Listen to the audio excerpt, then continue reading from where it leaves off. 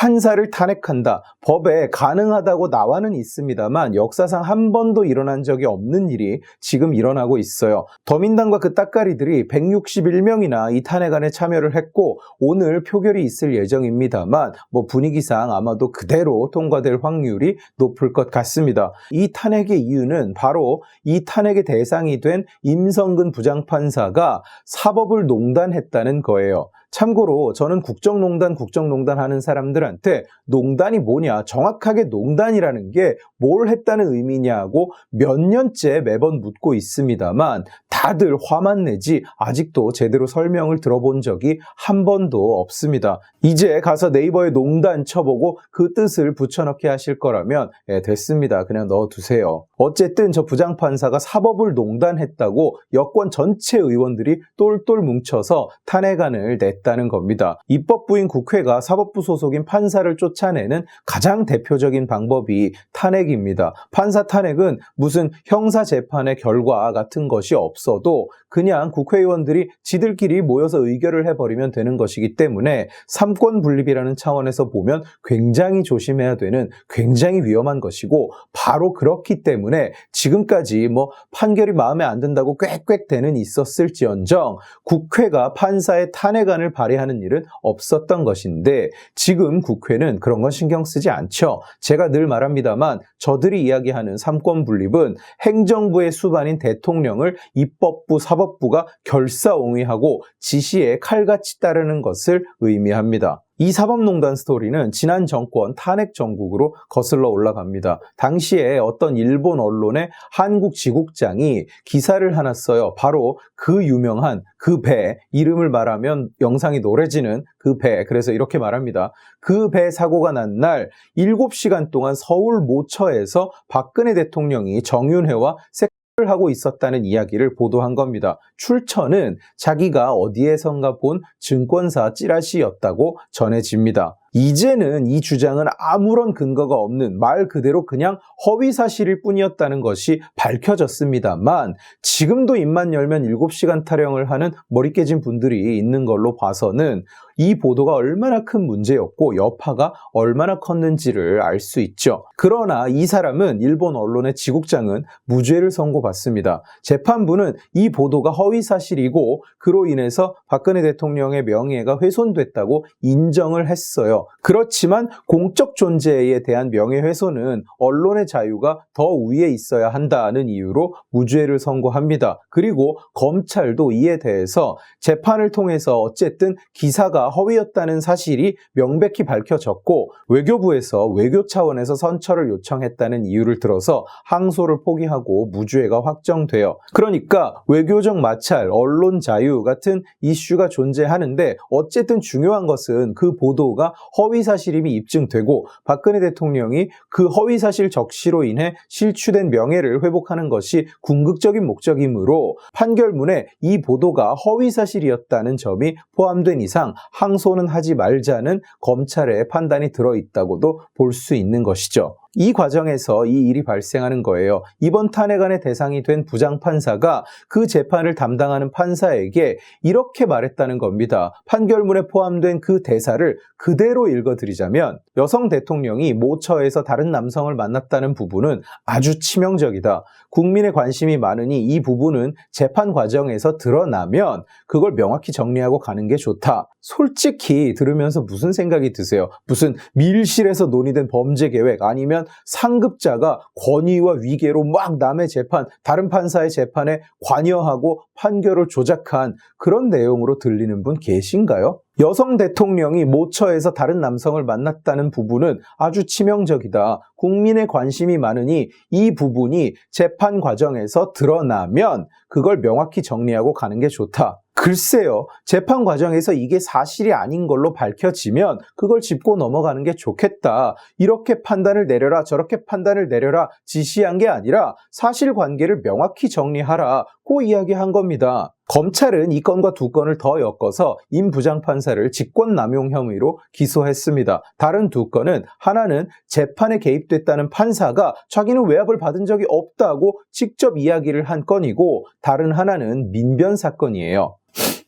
어후, 냄새. 1심에서는 무죄가 나왔어요. 이 판사가 남의 판결에 간섭할 직권이 애초에 없기 때문에 직권남용이 성립하지 않는다. 중간에서 판단을 요청하는 그 자체가 일종의 법관의 독립을 침해하는 위헌 소지는 있으나 형법상 직권남용 권리 행사 방해는 아니다. 이렇게 결론이 납니다. 그런데 무죄로 결론이 나자 더민당이 나선 거예요. 이 사람을 탄핵하겠다고. 위법은 아닐지언정 위헌 소지는 있으므로 탄핵을 일단 하겠다는 거죠. 웃긴 것은 이 판사는 이미 이번 달에 퇴임이 결정되어 있습니다. 큰 수술을 하고 건강이 악화돼서 사직서를 냈는데 반려가 됐어요. 이 반려에 대한 이야기는 좀 이따가 좀 더 하겠습니다. 그리고 반려되자 연임을 포기해요. 그래서 이번 달 말에 임기가 끝납니다. 그러니까 이번 달 말이면 어차피 법복을 벗는다는 얘기예요. 판사로 재직을 하지 않는다는 얘기입니다. 탄핵안은 헌재로 넘어가면 어차피 몇 달 이상 걸릴 것으로 예측되기 때문에 사실상 판사로서 탄핵을 한다는 것이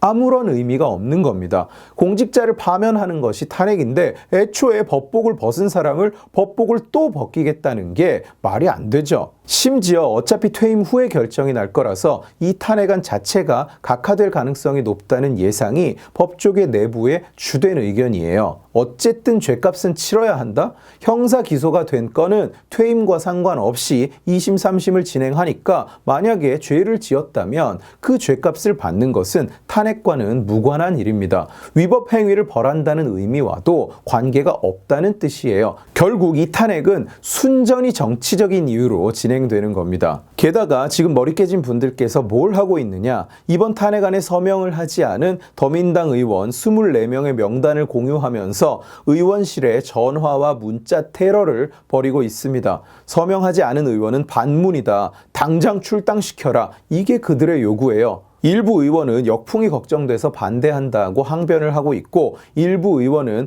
발의만 같이 못했지 표결에서는 당연히 찬성표를 던질 거라면서 손을 모아 빌고 있습니다. 이 자들이 평소에 사법부의 독립적 판단을 중요하게 여기던 자들인가요? 아니죠. 오히려 사법부가 대령통의 죽은 노릇을 하지 않으면 법치가 무너지고 사법이 무너졌다고 판사 신상까지 털면서 욕하던 인간들입니다. 이 행동만 봐도 지금 저들이 원하는 것은 정의가 아닙니다. 복수죠. 감히 신을 거스른 데 대한 복수. 그러니 동의를 하지 않은 의원은 반문이다. 출당시켜라. 이런 이야기가 나오는 겁니다.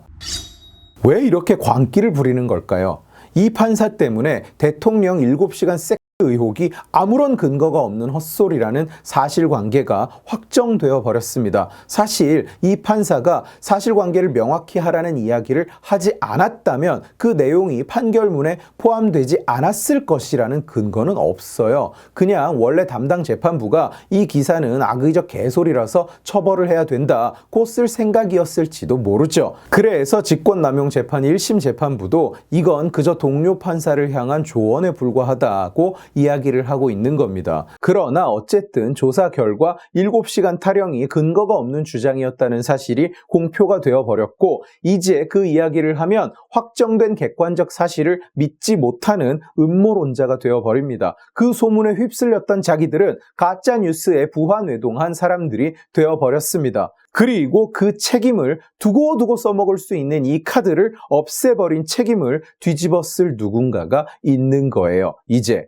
이런 개인적 복수심이 아니라면 퇴임을 앞둔 판사를 어떻게든 퇴임 전에 탄핵해야 된다는 괴상하고 무리한 짓을 벌일 이유도 없고 그 탄핵안을 공동 발의하지 않았다는 이유로 반대를 한 것도 아니고 그냥 단지 공동 발의를 하지 않았다는 이유로 이미 탄핵안이 제출이 됐는데도 저 새끼는 반문이다 끌어내라 하고 난리를 칠 이유도 없죠. 그리고 이 짓은 다른 판사들에게 본보기가 될 겁니다. 잘 봐라. 우리가 찍은 대상은 죽이라면 죽이고 까라면 까라. 사실관계 같은 거 밝히려고 들었다가는 이 꼴을 면치 못한다. 180석을 가지고 있는 한 사법부도 우리 하청이다. 말을 안 들으면 네가 바로 다음 대상이다. 실제로 한 현직 판사는 언론에 이렇게 이야기를 했습니다. 지금의 논의가 임 부장판사 한 명만을 타겟으로 한 논의라고 생각하지 않는다. 법원 안에 있는 사람들 입장에선 봐라 너희도 언제든 이렇게 될 수 있다는 본보기로 읽힐 수 있지 않겠느냐. 자, 그럼 사법부는 이에 대해서 어떤 반응을 보이고 있을까요?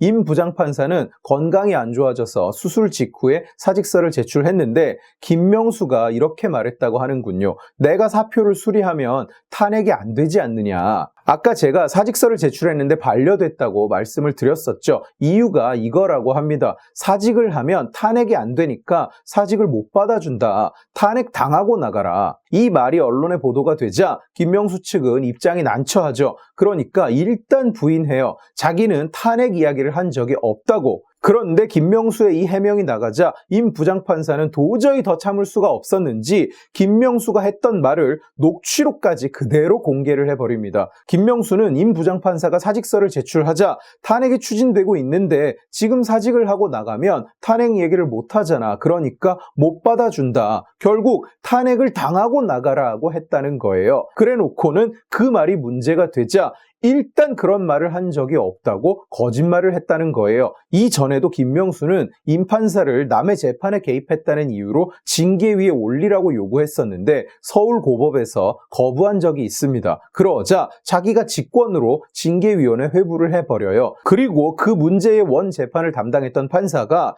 부당한 간섭은 없었다. 조언은 재판을 진행하는 데 도움이 됐다고 진술했음에도 불구하고 그냥 징계를 때려버립니다. 애초에 결론을 내놓고 덤벼들었다는 뜻이죠. 대체 이 김명수라는 인간은 정체가 뭡니까? 사법부의 수장입니까? 행정부의 말단입니까? 참고로 이번 판사 탄핵 사태에 대한 사법부의 입장은 판사 탄핵은 국회의 권리라고 합니다. 아, 예, 그러세요. 아무런 의미도 없는 개소리 잘 들었습니다. 지금 벌어지고 있는 것은 그야말로 권력에 취한 정신병자들의 광기입니다. 그 누구도 우리를 거스를 수 없다는 광기. 우리가 제기한 의혹에는 억울한 사람이 있어서는 안 된다. 억울함을 밝히는 사람은 똑같이 억울하게 만들어준다. 그리고 자기들끼리도 반대표를 던진 사람을 색출해서 털어요. 우르르 몰려가서 출당시켜라, 당을 떠나라, 양념을 하고 있어요. 용납을 못하는 겁니다. 다른 의견을 가지거나 동참하지 않는 사람은 수준이 딱 맞는 정치인과 지지자가 모여서 지랄춤을 추는 현장인 거예요. 끔찍하지 않아요? 저들은 민주를 파는 장사꾼입니다. 입만 열면 민주가 끝없이 쏟아져 나오고 심지어 당 이름에도 민주가 들어가죠. 그러나 나라 이름에 민주주의가 들어가는 나라는 예외 없이 민주주의 국가가 아니듯이 당 이름에 민주가 들어가는 저들은 일단 권력을 쥐면 자기들이 그토록 찬양하던 민주적 가치나 절차적 정당성에는 관심조차 없죠. 장관 후보가 문제가 있으면 자기들끼리 청문회를 통과시키고 법이 자기들을 가로막으면 법을 고쳐서 지나갑니다. 이제 판사가 마음에 안 든다고 판사마저 징벌하겠다는 거예요. 내 앞에서 까불면 사법부고 뭐고 없다. 앞으로 알아서 기어라. 오늘 지식의 칼은 여기까지입니다. 재미있게 보셨으면 지식의 칼 채널을 구독해 주시고 이 영상을 주변에 공유해 주세요. 여러분들이 공유해 주시면 설득은 제가 하겠습니다. 고맙습니다.